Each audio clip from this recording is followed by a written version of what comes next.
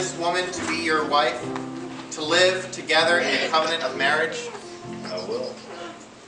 Will you love her in sickness and in health, and forsaking all others, to be faithful to her as long as you both shall live? I will.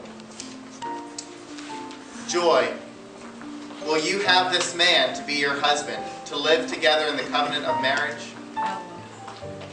Will you love him in sickness and in health, and forsaking all others, to be faithful to him as long as you both shall live? Who gives this woman to be married? We do.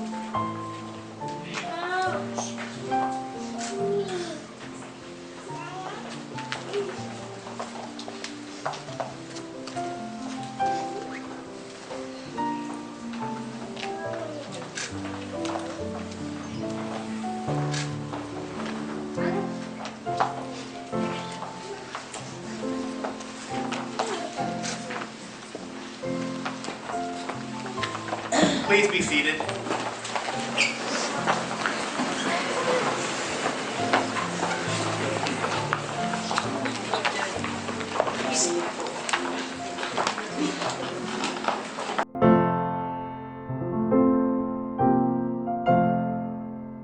Light in evil, but rejoices with the truth.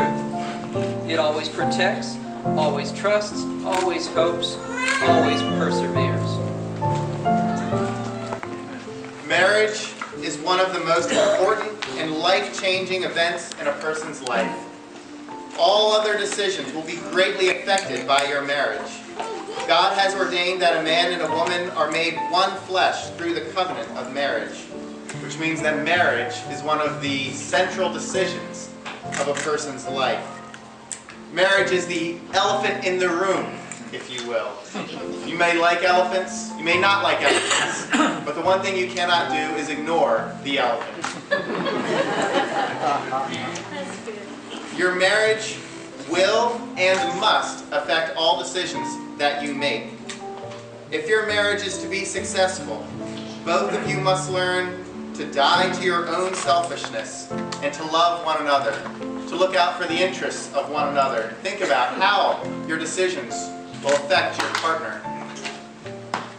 Because marriage is a call to die to your selfish desires and think about the needs of the other person, marriage is also a wonderful opportunity to discover how self-centered and selfish you really are. Be your wedded wife. I do.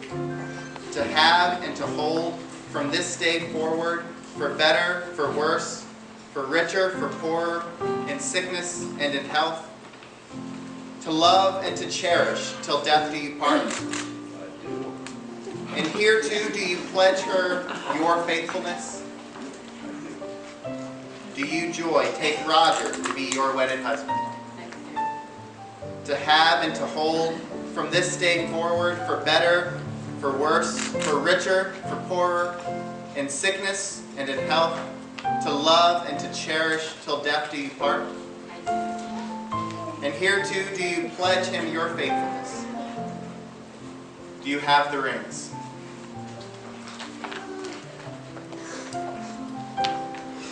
Roger, please place the ring on the left hand, the third finger, saying, "With this ring I thee wed." With this ring, I do that. Joy, please place the ring on the third finger of Roger's left hand, saying, "With this ring I thee wed." With this ring I thee wed. We'll now observe the unity candle. The two outside candles have been lit to represent both of your lives in this moment. They are two distinct lights, each capable of going their separate ways. As you join now in marriage, there is a merging of these two lights into one.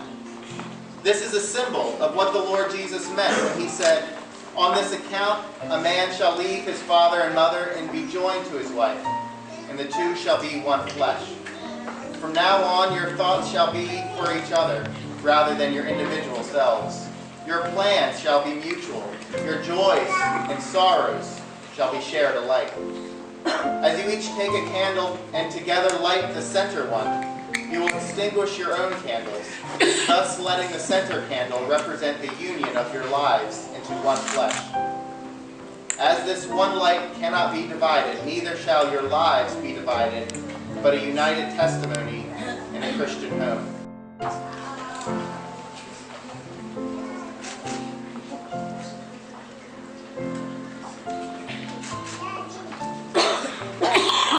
The Church of Jesus Christ, and in accordance with the laws of the state of Maryland, I do now pronounce you, Joy and Roger, to be husband and wife, after the ordinance of God.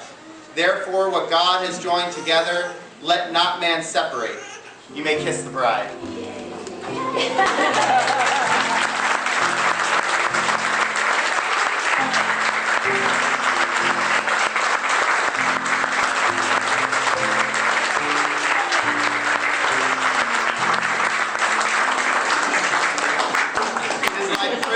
To introduce for the very first time Mr. and Mrs.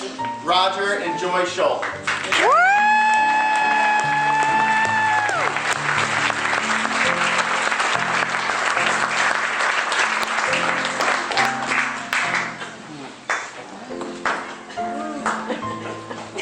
And Miko.